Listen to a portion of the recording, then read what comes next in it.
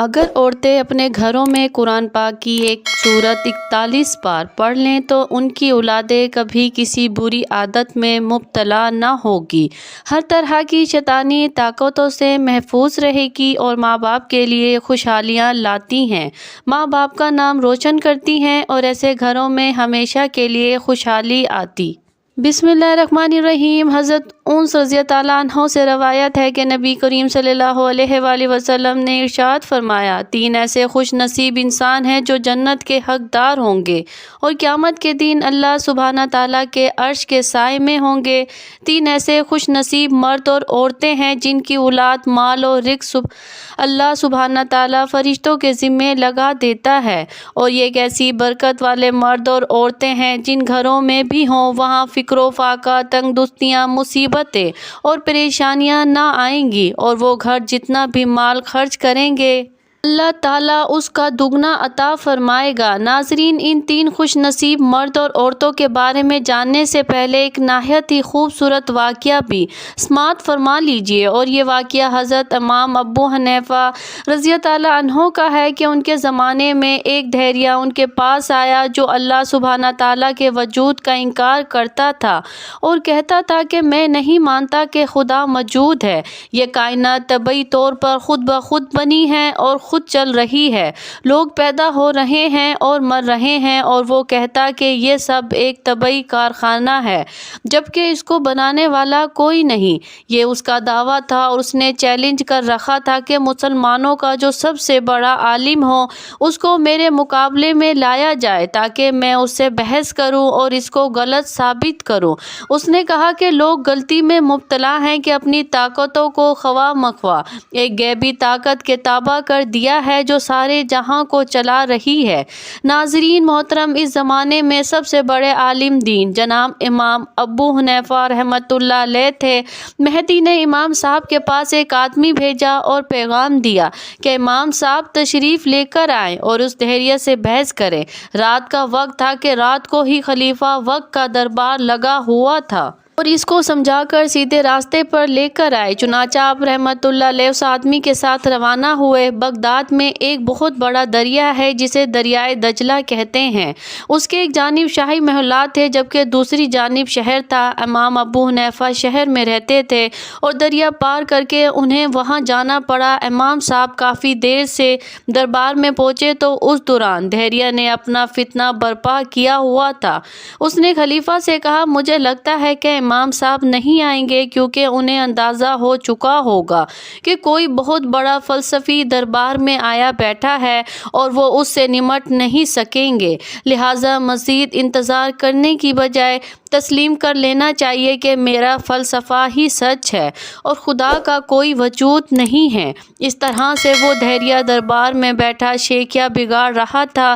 جب رات کے وقت 1 بجے کا وقت ہوا تو امام صاحب دربار میں حاضر ہوئے اور ایک صدا لگانے والے نے آواز دی کہ امام صاحب آ گئے ہیں۔ امام صاحب دربار میں پہنچے تو خلیفہ وقت وہاں موجود تھا، اس کے تمام وزراء بھی اس کے ہمراہ موجود تھے جبکہ وہ دھیریا بھی وہیں بیٹھا مناظرے سے قبل اپنی کامیابی پر مسکرا رہا تھا۔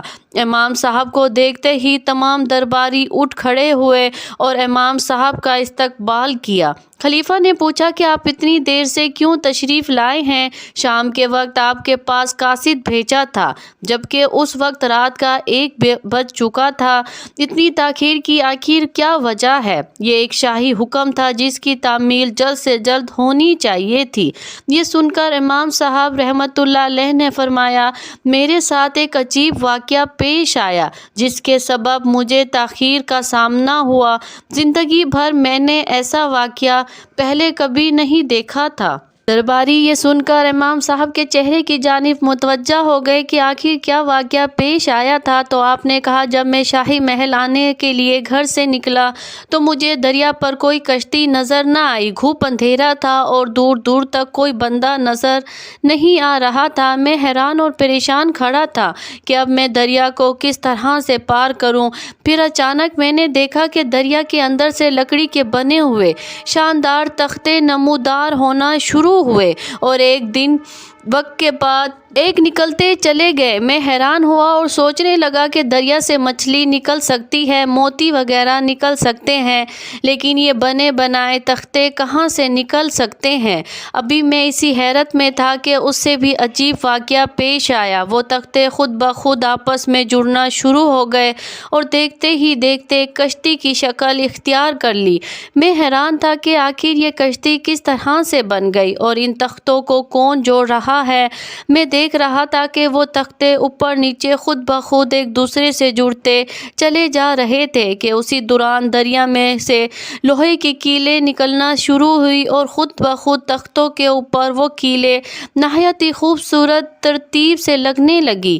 میں نے دیکھا کہ تختوں کے درمیان درزیں تھی جن سے دریا کا پانی اندر داخل ہو سکتا تھا، لیکن اچانک دریا کے اندر سے خود بخود ایک روغن نکلا اور کشتی کے اندر ان درزوں میں خود بخود بھرنا شروع ہو گیا۔ میں یہ سب دیکھ کر شدید حیرت میں مبتلا تھا کہ اتنی دیر میں وہ کشتی خود بخود میری جانب بڑھنے لگی، گویا مجھے اپنے اندر سوار کرنا چاہتی ہو۔ میں اس کشتی کے اندر سوار ہو گیا اور وہ کشتی بغیر کسی ملاح کے مجھے اپنے ساتھ لیے شاہی محلوں کی جانب رواں دواں ہو گئی۔ میں حیران تھا کہ کشتی شاہی محل کے قریب کنارے پر پہنچ گئی اور جھک کر وہاں کھڑی ہو گئی، لہٰذا میں اس کشتی میں سے باہر اترا اور پھر میرے دیکھتے ہی دیکھتے وہ کشتی وہاں سے غائب ہو گئی۔ گھنٹہ بھر پہلے کنارے پر اور گھنٹہ بھر اس کنارے پر یہ سارا معاملہ دیکھتا رہا اور سوچتا رہا کہ آخر یہ سب کیسے ہو رہا ہے۔ اسی وجہ سے میں دربار میں دیر سے پہنچا ہوں اور دیر سے پہنچنے پر میں امیر المومنین سے معافی کا طلبگار ہوں۔ دہریہ جو قریب ہی کھڑا تھا یہ تمام واقعہ سن رہا تھا، بولا کہ امام صاحب، میں نے تو سن رکھا تھا کہ آپ دین اسلام کے بہت بڑے عالم ہیں اور نہایت ہی قابل انسان ہیں، لیکن آپ تو بچوں جیسی باتیں کر رہے ہیں۔ یہ کیسے ممکن ہے کہ پانی میں سے خود بخود تختے نکل آئیں، خود ہی جڑنے لگ جائیں اور خود ہی ان پر روغن لگ جائے؟ وہ کشتی آپ کو لے کر خود ہی دریا پار لے جائے اور خود جھک کر آپ کو نیچے اتار دے۔ کیا یہ کوئی عقل میں آنے والی بات ہے کہ آپ جیسے بڑے اور عالم، فاضل، دانشور امام سے ایسی باتیں کی توقع نہ تھی کہ آپ تو صریحاً نادانوں اور بچوں جیسی باتیں کر رہے ہیں؟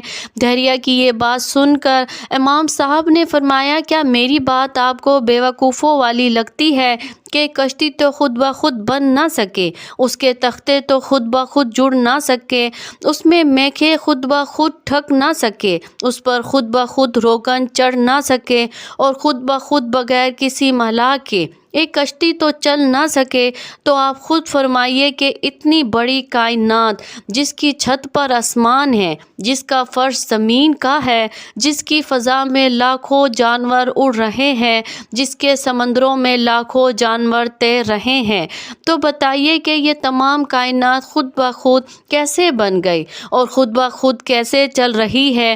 آپ نے جو بات کہی اور جو دعویٰ آپ نے کیا ہے، کیا وہ عقل میں آنے والی بات ہے؟ ایک معمولی سی کشتی تو بغیر کسی بنانے والے کے بن نہیں سکتی، تو اتنا بڑا جہان بغیر کسی بنانے اور چلانے والے کے کیسے بن سکتا ہے؟ تو بتائیے کہ آپ بڑے بیوقوف ہیں یا میں بڑا بیوقوف ہوں؟ آپ کی باتیں بچوں جیسی ہیں یا میری باتیں بچوں جیسی ہیں؟ آپ کم عقل ہو یا میں کم عقل ہوں؟ اللہ اکبر کبیرہ۔ امام صاحب کی یہ دانش مندانہ گفتگو سن کر وہ دہریہ سکتے میں آ گیا اور اسی دربار میں بیٹھے بیٹھے اس نے اسلام قبول کر لیا۔ اس میں کچھ شک نہیں کہ اللہ کی مرضی اور منشا اور اجازت کے بغیر ایک پتا بھی نہیں ہل سکتا۔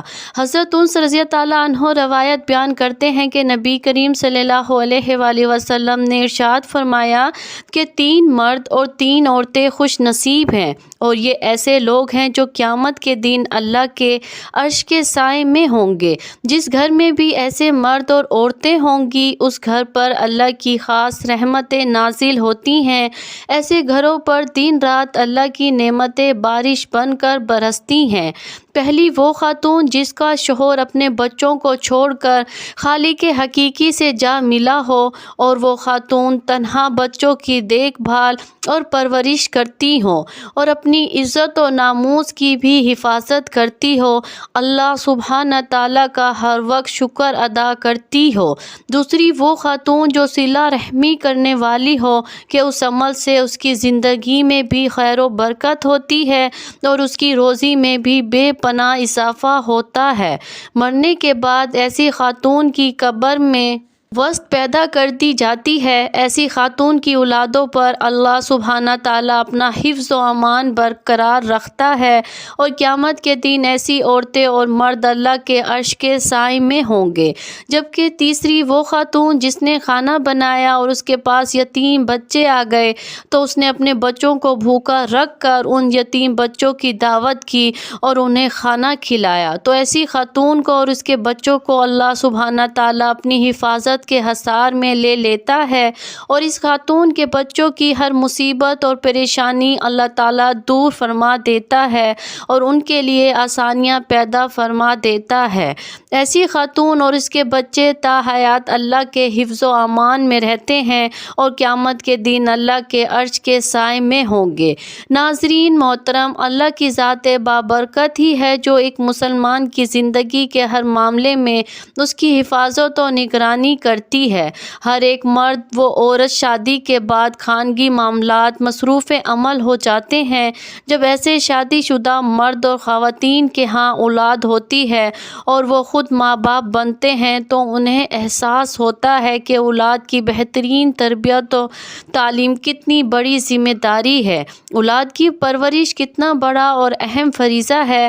اس کا احساس اسی وقت ہوتا ہے جب انسان خود ماں باپ بنتا ہے۔ بچہ ایک ہو یا ایک سے زائد ہو، ماں باپ ہر وقت اور ہر لمحے ان کی نگرانی نہیں رکھ سکتے۔ بچے کسی لمحے کیا کر رہے ہیں، یہ ایک بہت بڑا مسئلہ ہے جو بعض اوقات انسان کو ڈپریشن تک لے جاتا ہے۔ بچے کیسے دوستوں کے ساتھ اٹھتے بیٹھتے ہیں اور ان کے معمولات کیا ہیں، گھر سے باہر کن لوگوں میں اپنا قیمتی وقت گزارتے ہیں۔